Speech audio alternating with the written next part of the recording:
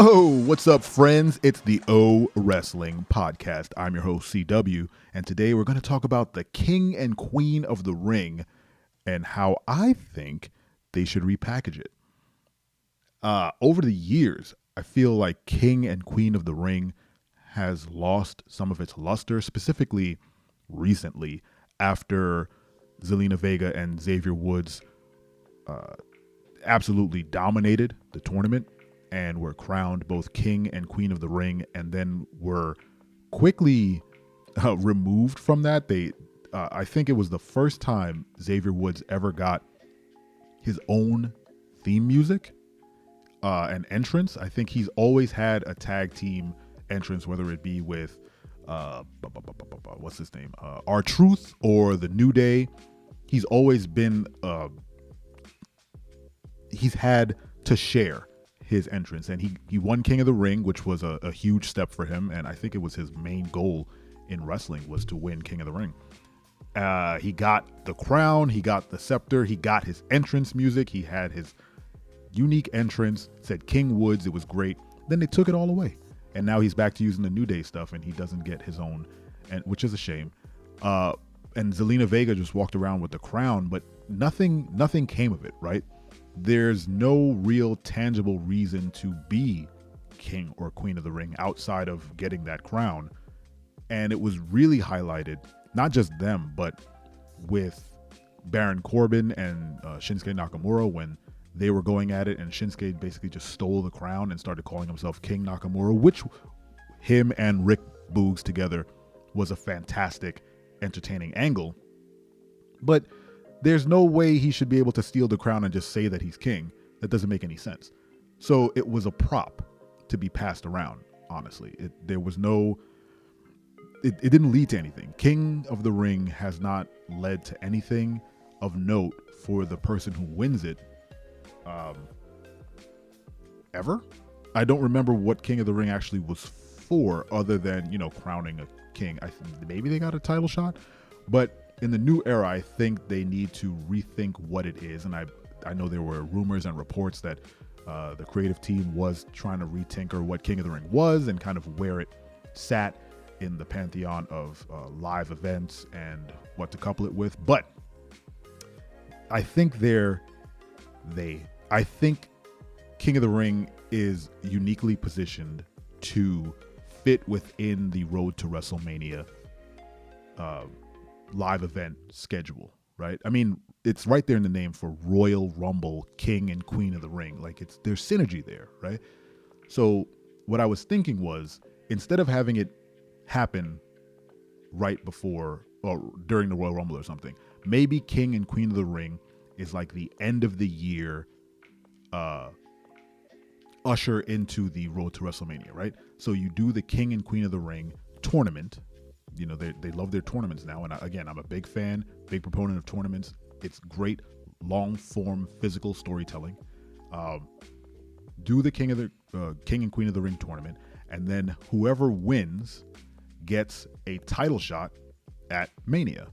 So they literally cash in their crown to take on the King or Queen, being the champion, at Royal Rumble. So you have the King and Queen match before each of the men or women Royal Rumble. So the Queen of the Ring match happens, or the Queen of the Ring cash in happens before the ladies Royal Rumble, and then same for the men, right? So then you know who is the champ going into the Road to WrestleMania. Then the winner of both the men and women's Royal Rumble is crowned, who then get a title shot from the either newly crowned champ or the retaining champ at Royal Rumble and at WrestleMania, and then you have your story for the next couple of months leading into WrestleMania. That's kind of like a generic. That's the general idea of what I'm thinking for King of the Ring. It gives the King of the Ring and the Queen of the Ring a reason to exist. It makes it more important, and it gives you an exact time frame to when they get to cash in their crown. Now, it doesn't have to be in December. Maybe I mean, it can't take over Survivor Series, so maybe it comes before that, and then you have a build up to Royal Rumble, or maybe it does happen in December, and it's just like December, January, boom, boom, you go directly into Road to WrestleMania stuff. I think the King and Queen crown props are goofy, but again, if you're committed to the goofiness in professional wrestling, it can work. I think they'd have to invest a little more in what the crown and scepter and all that stuff looks like. I think the Baron Corbin black crown was pretty great. The Xavier Woods really big Burger King crown was a little much. I think they should definitely do more of the Baron Corbin-esque crown. And I don't know if they need to wear it all the time. I think the only person who ever pulled that off was Booker T. And he did it so masterfully. I don't think there's any way anyone else can do it. I mean, when you say live the gimmick, he literally thought he was a king. And again, it's the title served, the title of King of the Ring at the time served as a catalyst for a gimmick versus any sort of tangible return for the person who won it. There was no, like the Andre the Giant Battle Royale was, not much of anything. But the person got a trophy, and then you put them in like a leaderboard, basically, for every year that the Andre the Giant Battle Royale happened. You have here the list of names who've won that thing. King of the Ring is kind of the same way, but they never acknowledge prior kings and queens of the ring, and you never have to wrestle the prior king or queen to get the title. Like, I don't remember if Baron Corbin was in the most recent King of the Ring tournament. I don't remember, but he at best he should be like the final match, right? If you're not going to give them a title shot, it should be like a yearly thing. Like, oh, I won King of the Ring last year. I am in this tournament. I am the final boss. Give them some cachet. Like, I'm coming in. You're coming in. You have to fight me. I was the former King of the Ring. I'm here to defend my crown and my scepter and my weird kingly and queenly robes.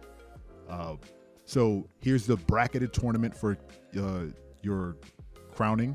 And when you get to the end, I'm the final boss. And then you can do something where maybe they choose the match type, right? So maybe Xavier Woods or Zelina Vega have a specific gimmick match that they'd want to compete in that they are good at. And then you get to the end, you get basically final bossing Xavier Woods, and then he announces, hey, you're going to wrestle me in this type of match. Which I think would give it a little bit more, cachet is not the right word. It would make it a little more entertaining, I would say. Just having the tournament for tournament's sake is fine. But something like, I think the World Cup Intercontinental Tournament is a fantastic example of how to pay off that style of tournament. At the end of the tournament, not only did Ricochet get a giant weird trophy, he didn't keep it. Like, it was just there. Maybe you put his name on it, like like a sports team or something. Ricochet's #1 first winner of this World Cup tournament, and then he got a title match at SmackDown, and it was a banger, and it will go down as one of the best Intercontinental title matches in recent memory. It was fantastic. So yeah, he gets his name etched in the trophy, and he gets a crazy match. The King of the Ring and Queen of the Ring tournaments need something like that. It needs something tangible. You got to sink your teeth into something and then pay that off. What do you guys think should happen with the King and Queen of the Ring match type or pay-per-view or live event or whatever they're calling it?